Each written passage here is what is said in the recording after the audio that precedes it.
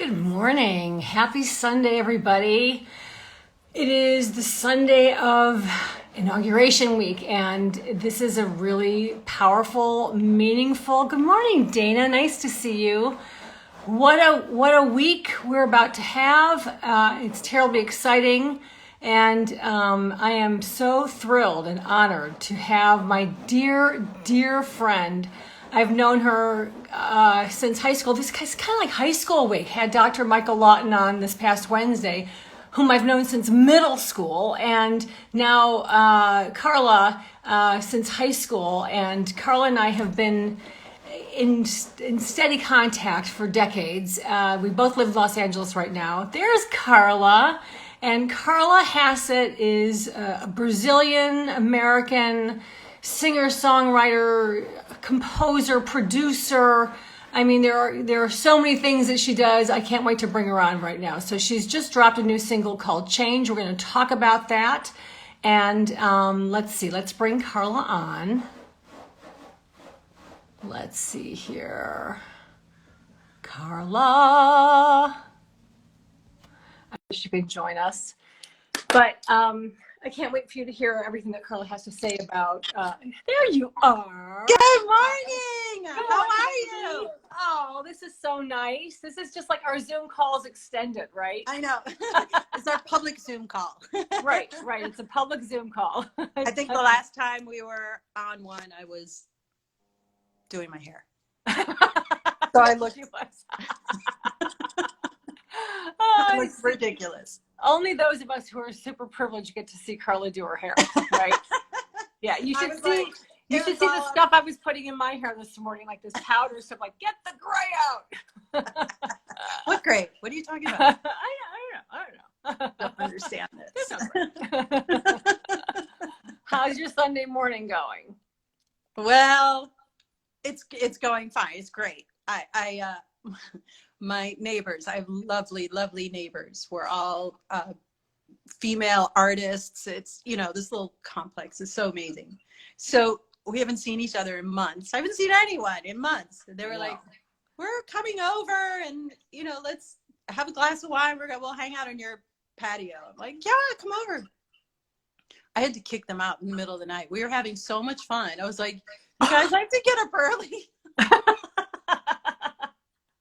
I have this very important date. I have to be on Banter with Beth. I can't have Banter under my eyes. I have to look presentable. Right. So, and it was fine, except that I totally went to bed, totally buzzed, and didn't set my alarm. I just so I just woke up.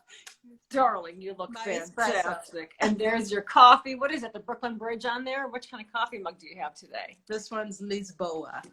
Ah, very nice. Lovely. My sister travels a lot, and my parents travel a lot, and so they bring these little Starbucks espresso cups from all over the world. I love that. That's so great. Cool. But you won't find these in the U.S. because they're just the giant mugs here, right? Right. And you need just a little espresso, a little sip. What's up, Starbucks? It's little something.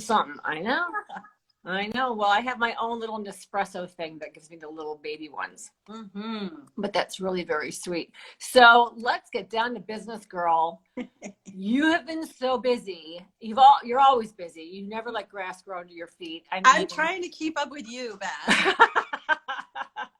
Well, it was helpful that we both went back to school at the same time. That was helpful, right?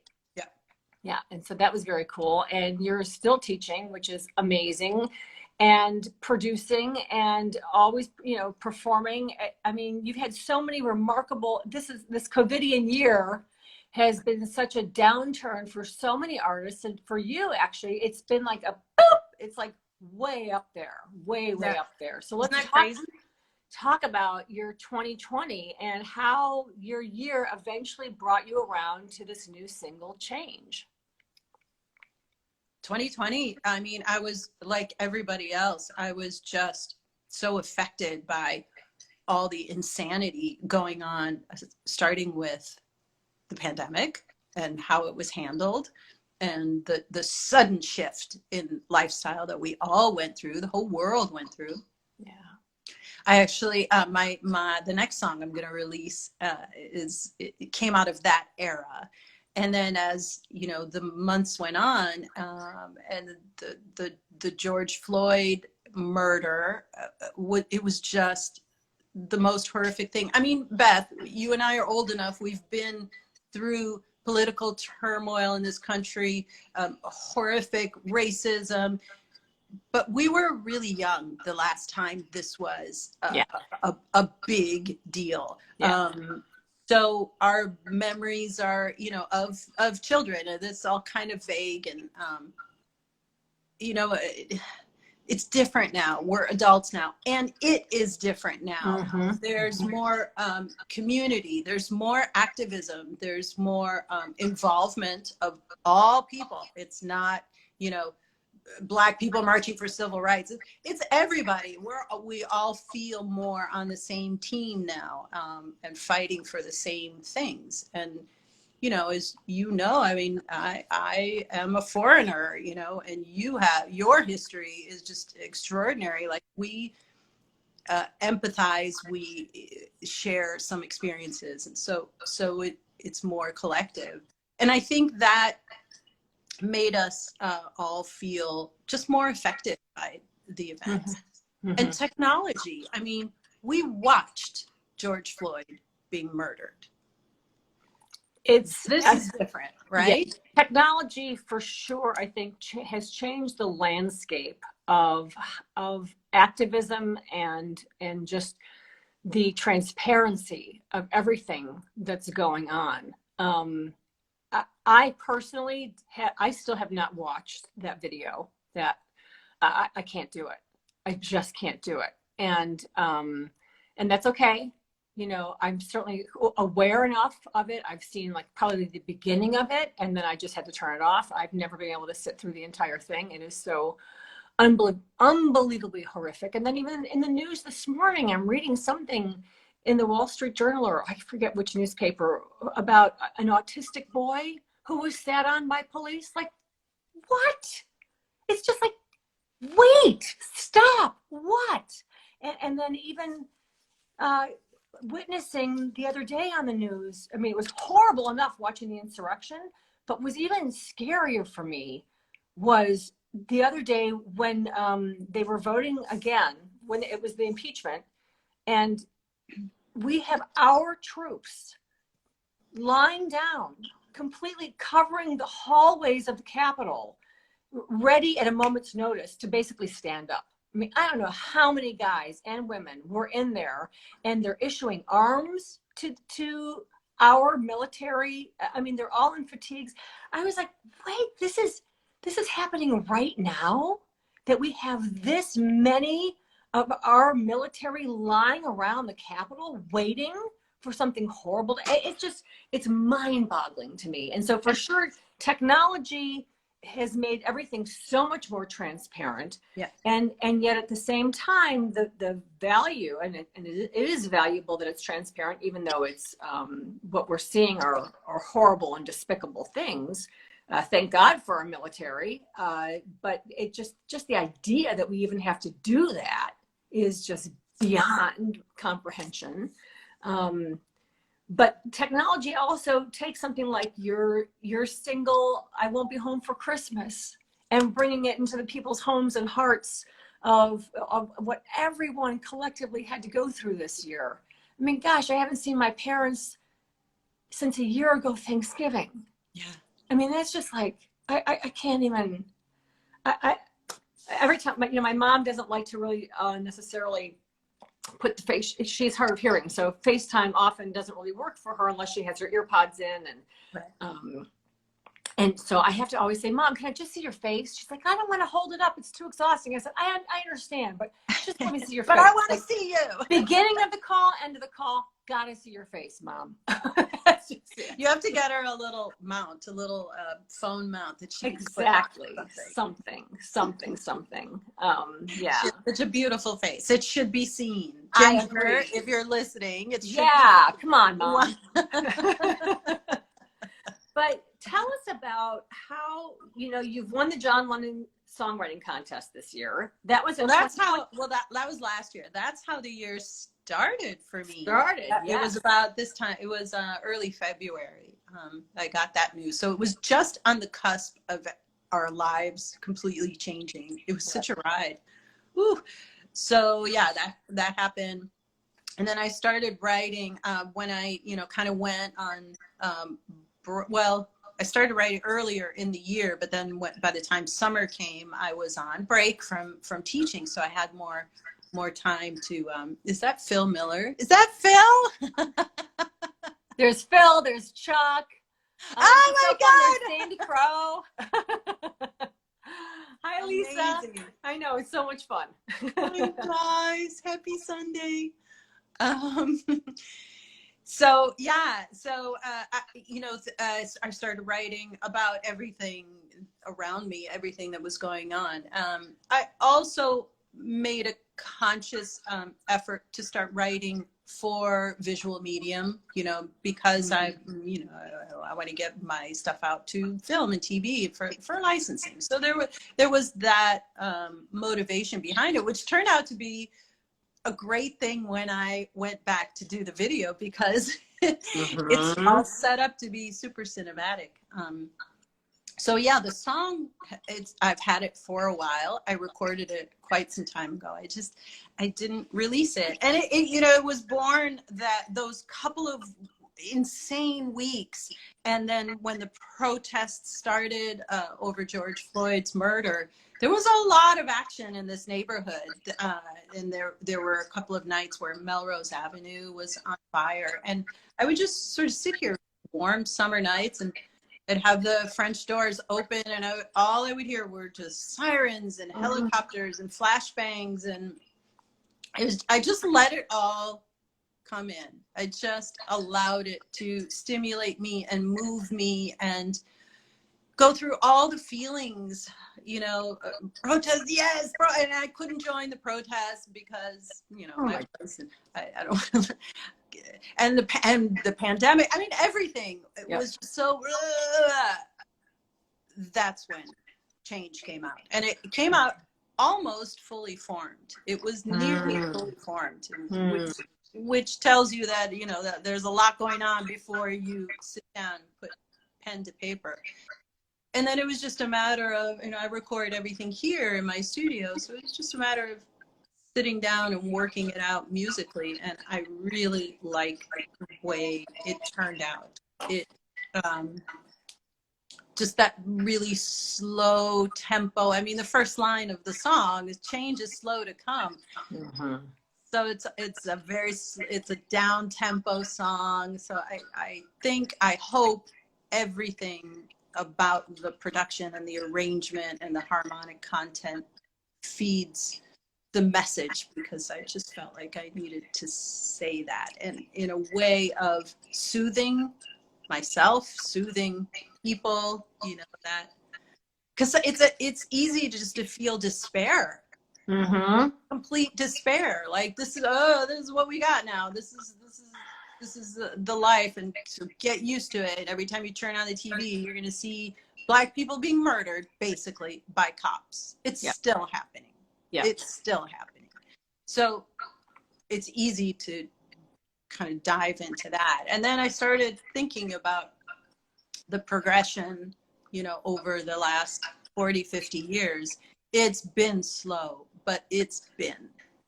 So in the video, I wanted to explore the history. I wanted to explore history. I wanted to sort of reinforce that idea that things do happen slowly, but that they do happen. And at the same time, nothing's changed. So there's that kind of, right? You know what I mean? Well, it's the We're same still thing, dealing with it. Yeah. I mean, you think about World War II, and everybody agrees that World War II was the most atrocious, horrific crime that happened in the 20th century. And then people go underground, right? And then you and I are born in the 60s. And we are taught in school, and for me in Hebrew school, this will never happen again. We assure you this will never happen again. And at the same time, we have things like what's happening at the border with children and families being separated. Okay, mind you, this is not the Holocaust. I'm only making an allegorical comparison.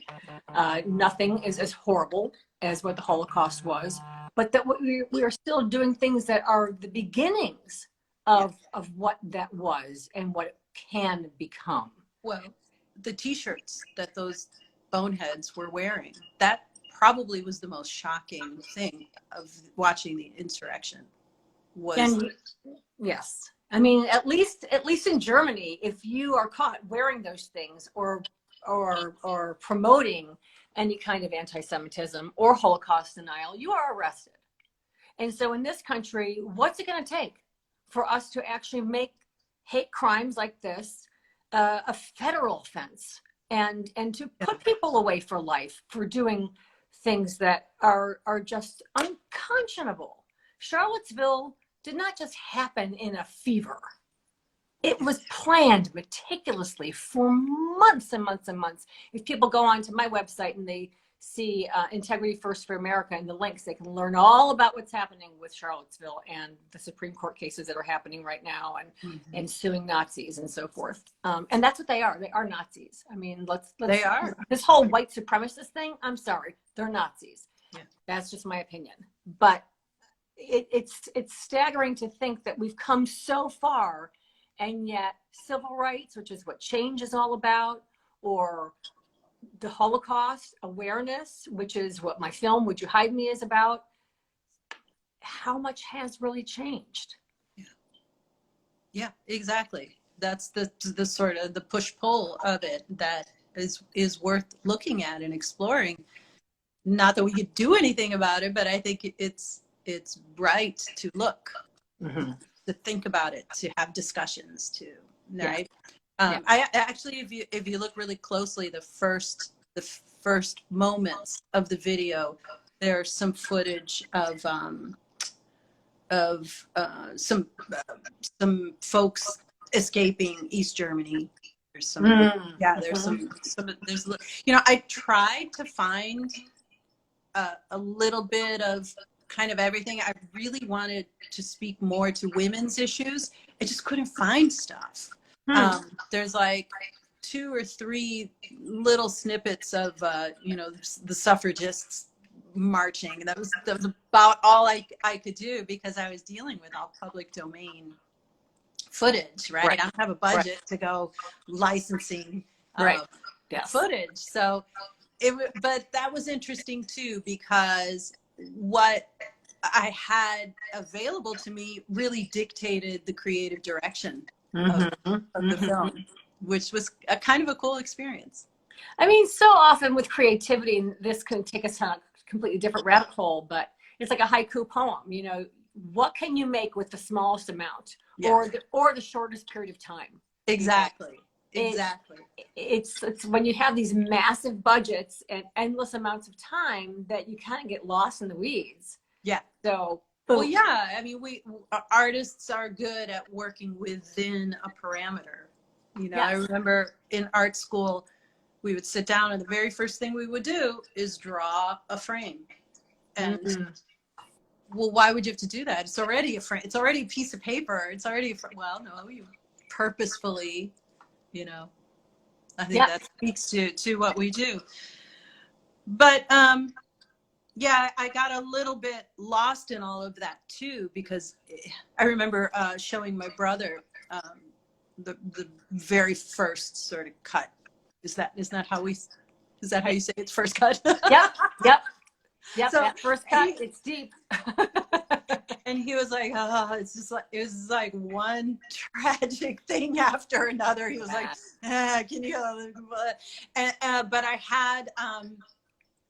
had one shot of the piano key, the pianist, and he was like, that made me feel really good when that came about. Can you go back and see if you could find more musicians, like find old footage of he was like, you're old jazz musicians. And again, very difficult to find what I wanted to find. But I came across a couple of films, one in particular that most of that stuff is from. It's a film called The Duke is Tops. This is great low budget film from the 30s. And I discovered later, because after I was scrambling to put it together, then I went and like watched it, the whole film, and like read about it. It was actually Lena Horne's first movie. really? Yeah. So that one shot that. of that singer going, ah, it's it's a young Lena Horne. She's 20 years old. Amazing. Yeah. And she sounds really weird in the movie. Like she doesn't sound like Lena Horne yet. She sounds like a very early. So anyway, that finding all that footage, the band leader and stuff, it was like magical, because it suddenly gave the film a story. Yes. Instead of just tragic footage. Yes. John Kennedy was assassinated, and then right. It just became like, this is our life in the last, whatever, 100 years. One question I had for you artistically, and I wanted to know what your point of view is on the band leader in particular, because I don't know if you recently were able to see Ma Rainey's Black Bottom, which, okay, so I won't talk about it if you hadn't just seen it, but tell me about specifically your choice to use the band leader. Yeah, so once I came across him, specifically him in there, it started feeling like, and this was, again, my brother's direction, saying, go find more musicians. Musicians are telling this story. And I was like, oh, brilliant, right? Right. And just so everybody knows, Carla's brother, Ennio Riggolin, is a filmmaker, and he shot all your footage. He shot all your live footage for you. He did. Yeah. Dude, amazing. Yes. We shot that with 2 Home Depot just can lights, just not professional. This was not, and an iPhone. Just saying. Now, if you haven't seen the video, take that and go watch it, and you're gonna freak out. So yeah, once I got that prompt, it was like, obviously a band leader is leading the band. He's leading the charge. He's, and the musicians make everything okay. The musicians make everything like, let's everybody calm down. We're just going to keep going. The very last scene is he's lifting his baton again, because we start all over again. But that's when it goes to black, right? Because we don't know what's going to happen. So finding him was just, it was the thing. And then when I make that connection between me and him, then I'm tying in the narrator, because I'm singing the song, so I'm the narrator. Yeah, and then I just started getting so excited about putting it together and editing it, because I had a story to work with. He gave me the story. He really did. Sure. So you edited the entire piece yourself? Yeah, like you're just a one-man band. You're doing it all, girl. I'm a total amateur, but I don't think you can call yourself an amateur. You can't. I refuse to let you call yourself that. I mean, the work that you've been putting out, these videos are beautiful. They're so powerful. I mean, for everybody, I want everyone to go to carlahassett.com so that you can really see these. And do all your videos live on your website? No. Where do people have to go? It's YouTube/Carla Hassett. Okay, YouTube/Carla Hassett is where you can see where Carla drops her different singles and stuff, and it's just gorgeous. It's just beautiful. Yeah, I'm really proud of this one. I think it says everything it needs to say. The visual.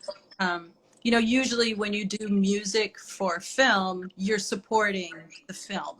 Right. This was the opposite. The video was made to support the music, and it all works well together.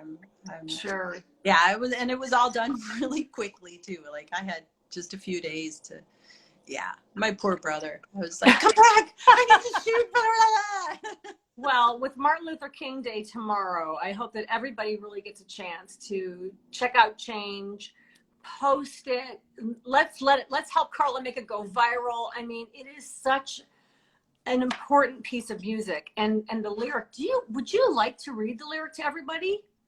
The lyric goes, change is slow to come down. Don't give up, it'll come around. When all is said and done, listen everyone. You kind of have to sing it. I know. Listen everyone, change is gonna come. So that's the other thing about the band leader. I think what he and the musicians do is they're the hope in the song. The musicians are the hope. I think that's what I had that comment from a couple of people at first. They were like, I thought this was supposed to be a hopeful song. This is like a lot of really sad, tragic stuff. So again, that made the story make sense because it is a hopeful song. There is a positive message, even though it's done in a very sobering way. Well, sometimes lightness comes out of dark. I mean, we do have to go to these dark places sometimes to be able to see what we have in front of us and have gratitude for what we have. Let's just hope that what we can do as a country, as neighbors, as friends, can we find a way to get through these next 4 years together?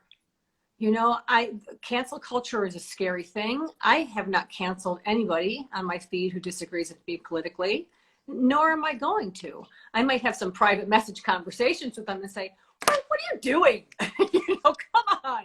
And only you, Beth. Oh my God. And then they because I don't believe in outing people. I don't believe in insulting people. I don't want to, that's just not where I want to go. And I think, social media is such a funky thing. In the past, I have sometimes made a comment here or there that I really wish I could have taken back.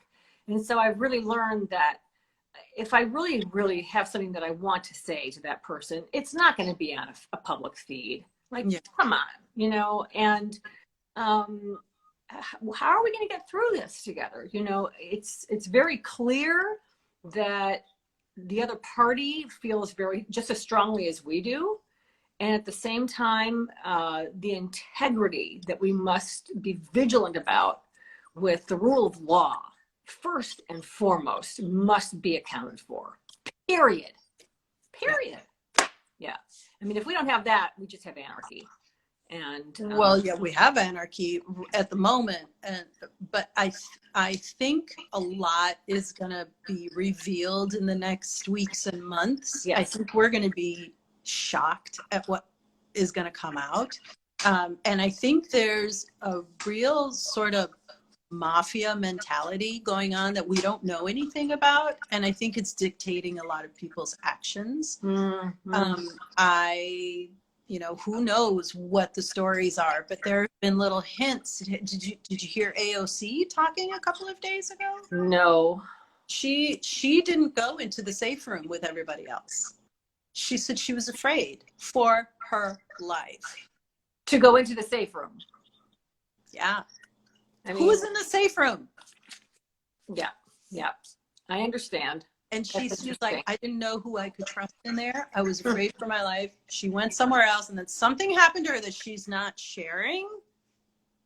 So, yeah. And, there's a lot of chatter about how some of the, Brian Embry. Hi, Brian.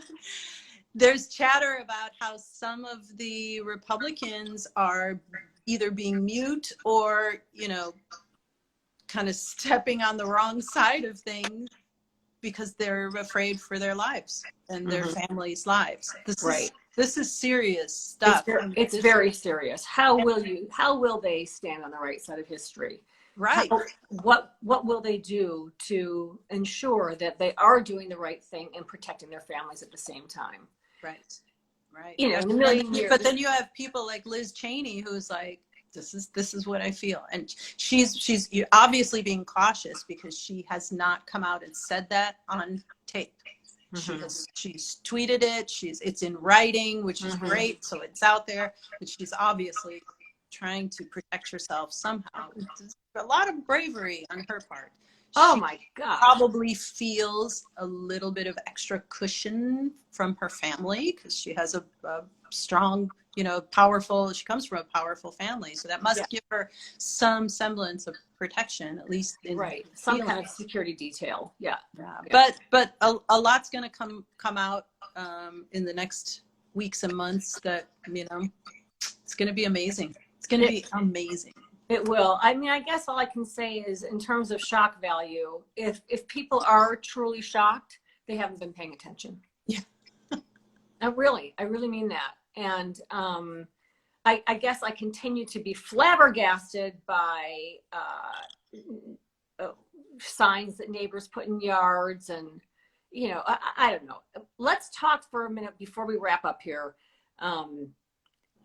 Just artistically, as artists, I feel that it is incumbent upon us to be truth sayers, and to do so in a way that promotes and galvanizes the human heart for empathy and compassion. And I feel that if we all take a look at anything we're doing, it doesn't mean we can't have horror films. We can. Doesn't mean we can't have, you know, Born Identity. We can. But how are we going to do this as artists? And certainly I think musicians in particular have always been at the forefront of taking responsibility and ownership for what they're saying and putting it out there and how it is meant to affect society. Yeah, I agree with you, and I just want to say that you're clearly doing that with your film. I mean, I'm just so glad you're telling that story, and you're telling it now before it kind of starts to, right? Yes. Time before time does its thing to all stories. Really important that you make that mark. I'm so proud of you. Thank you. But I have to say that I feel like musicians are not stepping up. I mean, at least not the real influential ones. Like the most you hear is like, was that country band Lady Antebellum? They changed their name. Dixie Chicks changed their name. They're just Chicks now. Okay, great. But how about some songs to back it up? Good point. Yep. Right? Very good point. You know, where's Beyonce in all this? We all need some more Beyonce in our lives. We do. Yes, we do. And she certainly has. I mean, she certainly has, you know, her entire Antebellum visual movie was extraordinary. Lemonade is something that, you know. Lemonade is brilliant. It's incredible. Doesn't that feel like eons ago? Yes, it does. And how much has happened since then? I want to hear from these artists now. Yes, I do too. I agree. And to not be so precious and not be so fixated on, well, the studio or the label or whatever. No. Well, you hear out. Dolly Parton talking about it, or you hear her friends talking about it. She won't talk about it. She will not go there. She has made a conscious choice to, because she doesn't want to lose, you know, certain parts of her audience. I would imagine that's a challenging thing in her genre of music. But yeah, I mean, the platform is so big that it could be used for some good stuff. Of course it could. Of course it could. And someone of that, you know, someone like a Dolly Parton who has such an enormous following. So she loses half, she'll gain so many more. Are you kidding? If someone like Dolly Parton were to take a stand, whatever she loses will be filled in with other people who actually care about empathy and compassion. Well, the thing is, she's so adored, she probably wouldn't lose anybody. She would probably just change people's minds, which wouldn't that be nice? Circles back to what you were Dolly, talking if you're about. Listening, we're issuing a challenge to you. Of course she's listening. Oh, Carla, it's so good to see you this morning. I miss you. I really miss you. It's your turn to come to my house because we came to your house last time, okay? And I think that, you know, this moment in history, it is incumbent upon all of us. No one can remain silent right now. Thank you for making such a beautiful piece of music, an important video to share with the world. And I want everyone, if you're just tuning in, go to carlahassett.com or YouTube/Carla Hassett. And you can see Carla's material and you can find out her different events. Obviously, everything's virtual right now, but at least, do you have any upcoming concerts that people should know about virtually? No, I mean, I'm going to do a thing for Berkeley. They are celebrating their 75th anniversary this year, so that's still in the planning stages. But I don't know that that's going to be public. Okay, sure. Yeah, that's all I got. Sure. Well, that's cool. Well, you just keep fighting the good fight, keep making music, keep producing, You keep too, sending honey. all of us all your amazing stuff. It's gorgeous. I'm so proud of you. Thank you so much for inviting me. This is so fun. Can we do this like every Sunday? Hey, why not? Well, certainly, yes. Everyone can join me every Sunday, Wednesday morning at 10 o'clock. We are taking a break this Wednesday because of the inauguration. So we're not, but next Sunday, Ted Rosenthal is coming on and he's got a jazz opera called Dear Eric, which is an extraordinary story about letters that he found in his attic. And that they were all written during World War II. So he's composed this extraordinary jazz opera. And then the next day, on Monday, the 25th, I will be on, oh my gosh, you guys, there are so many people from our high school on the feed today, but I will be on Marcia Maycomber's, I'll be on Marcia Maycomber's radio show on Monday, the 25th at 9:40 in the morning. I sent the newsletter out last night. It'll be on our Instagram. It'll be on our Facebook. It'll be on my website, how to tune in, because it's, oh gosh, don't kill me, Marcia, but I want to say it's KC. I don't want to mess it up. But it's called The Morning Show. And then on the following Wednesday, my guest that morning is Liz Vogel, who is the Los Angeles Executive Director of Facing History and Ourselves. And it's special, very special to have her on the 27th because that is International Holocaust Remembrance Day. And what Facing History has done for educators and students for the last 25 years is phenomenal. They do more than Holocaust awareness, but they began with Holocaust awareness. And then in the evening, I will be, I'm a guest with the Chicago Creative Coalition's Passion and Purpose series. And they've invited me to speak on Holocaust Remembrance Day about how and why I decided to make the movie Would You Hide Me? So there's a lot going on. Beth, you're amazing. I mean, these things are just happening. They're just happening, and we're making them happen together. We're all doing this together, you guys. So I'm grateful for everybody's support. I am grateful for you and the work that you are doing, and you always lift me up, Carla. And I hope I do the same for you. And thank you, everybody, for tuning in. So grateful. You can always watch these replays on IGTV at Beth Lane Film, or you can watch it on my YouTube channel, which is Beth Lane Film. And then Carla will probably repost it also, I hope. So, you'll be able to watch it on Carla's feed and stuff like that. So everybody, thank you. Thank you so much for tuning in. So grateful. Bye, everybody. Bye, Beth.